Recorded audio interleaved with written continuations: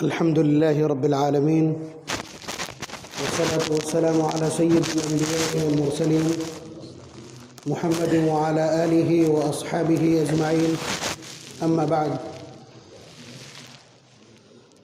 أعوذ بالله من الشيطان الرجيم بسم الله الرحمن الرحيم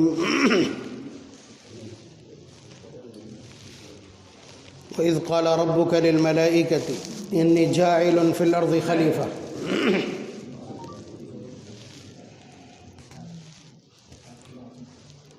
جمعیت علماء کے حوالے سے تعارفی بات چیت اور موجودہ جو تقاضے ہیں جمعیت علماء کی طرف سے ان پر تفصیلی گفتگو آپ نے وسط زون کے جنرل سیکریٹری مفتی ظفر احمد صاحب سے سماعت فرمائی۔ اہل علم کا مجمع ہے، حضرات علماء کرام ہیں، اس لیے اس مزاج کی ایک بات کہہ کر کے میں اپنی بات ختم کر دوں گا کہ اللہ تبارک و تعالیٰ نے انسان کو اس کائنات میں خلیفہ بنایا ہے، اور خلیفہ کا مطلب ہے کہ جتنے بھی وسائل، جتنے اسباب، جتنے ریسورسز اللہ تبارک و تعالیٰ نے پیدا کیے ہیں ان کو اپنی ضرورت، اپنی منشا اور وقت کے تقاضوں کے اعتبار سے استعمال کرنا، یعنی آپ خلیفہ ہیں۔ خلیفہ ہیں، اس کائنات کا نظام کیسے چلے گا؟ اللہ تبارک و تعالیٰ نے ایک منشور آپ کو دے دیا، اخرجت للناس تأمرون بالمعروف وتنہون عن المنکر۔ اللہ کے احکامات کو برپا کرنا ہے، معروفات کی اشاعت کرنا ہے، منکرات کی بھی اشاعت کرنا ہے، منکرات کی وضاحت کر کے ان سے روکنا ہے، معروفات کی وضاحت کر کے ان پر عمل پیرا کرانا ہے، یہ ڈیوٹی ہے۔ اور اس منشور کے بعد اللہ تبارک و تعالیٰ نے ایک دستور دے دیا، ایک آئین دے دیا جسے ہم کلام الہی کہتے ہیں، اور ساتھ ساتھ ایک پریکٹیکل کرانے والا جسے ہم امام الانبیاء کہتے ہیں، اور اس کے بعد ایک نمونہ صفت جماعت جنہیں ہم صحابہ کہتے ہیں وہ ہم کو دے دی، اور یہ دکھلایا کہ مکے کے ایک ان پڑھ اور جاہل خطے سے جناب محمد الرسول اللہ صلی اللہ علیہ وسلم ایک آوازہ دیتے ہیں، اور وہیں سے وہ افراد جنہیں خواں شام کہا جاتا ہے، تہذیب کے اعتبار سے اس وقت سب سے پسماندہ لوگ تھے، ان کو تیار کر کے اور پھر پورے عالم کو اپنی اس تحریک سے مختصر مدت میں متاثر کر کے دکھایا۔ یعنی یہ بتلایا کہ تمہیں خلافت دی گئی ہے، تمہارے اندر اس کی اہلیت ہے، جو دستور اور آئین تم کو دیا گیا ہے یہ آئین پوری کائنات کو پلک جھپکتے اپنی چپیٹ میں لے سکتا ہے۔ یعنی وہ دستور ہمارے پاس ہے، اور جمعیت علماء اس کا نام بتلا رہا ہے کہ یہ اہل علم کی جمعیت ہے، اس میں ذمہ دار وہی ہوتے ہیں، یا کم از کم لیڈ وہی لوگ کرتے ہیں۔ یہ کون ہے؟ علماء کون ہیں؟ علماء وہ لوگ ہیں جو کائنات کے چلانے کا جو نظام ہے اس کے جاننے والے ہیں۔ اب حالات کیسے ہی ہوں، قومیں کس طرح آپ کے خلاف منصوبے اور سازشیں کر رہی ہوں، لیکن آپ کے پاس دستور ہے، آپ کے پاس قابلیت ہے، آپ کے پاس اہلیت ہے کہ ان حالات سے کیسے نمٹا جائے گا۔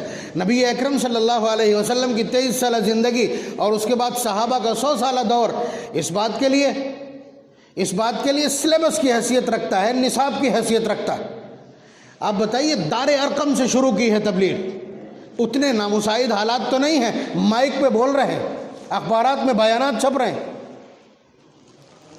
تو دار ارقم سے شروع کی اس تحریک کو، اور اس کے بعد برپا کر دیا یہ کہ پیہانے کی اس بستی میں کلمہ گو موجود ہے، اور کفر کی سب سے بڑی منڈی میں اور کفر کے سب سے بڑے مرکز میں، بتوں کی سب سے بڑی سرزمین پر اشہد ان لا الہ الا اللہ کے غلغلے باقی۔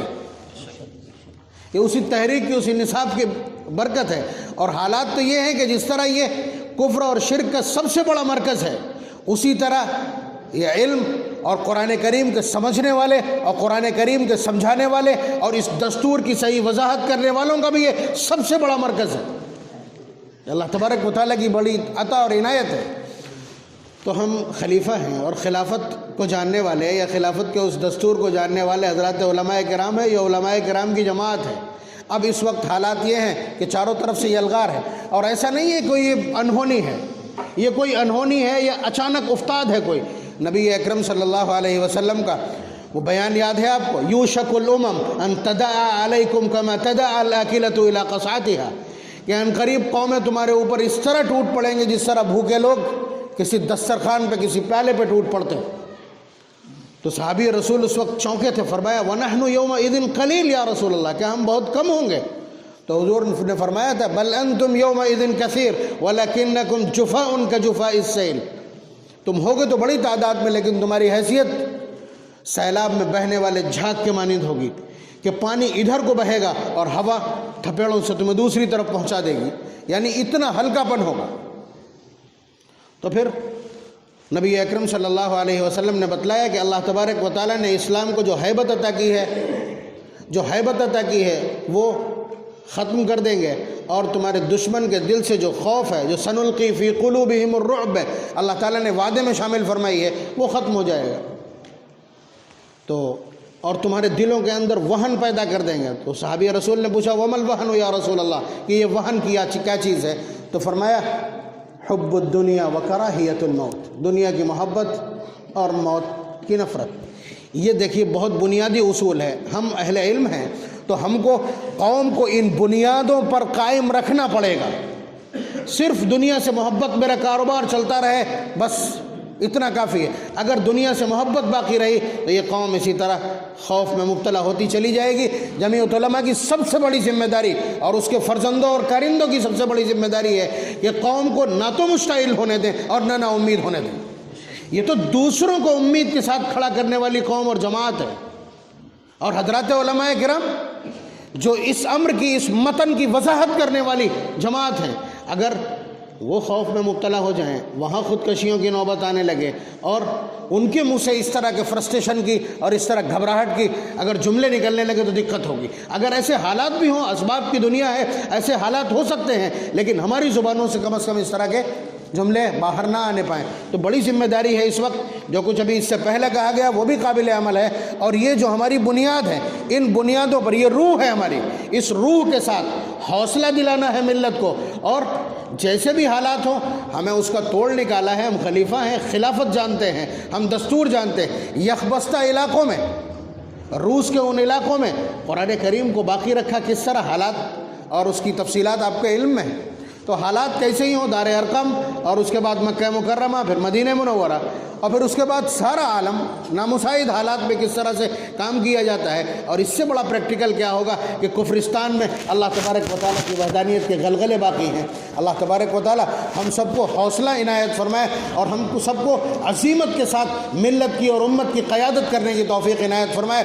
خوف اور ہراس سے امت کو بچانے کے لیے ہمیں خود جرأت اور جسارت عنایت فرمائے۔ وآخر دعوانا الحمدللہ رب العالمین۔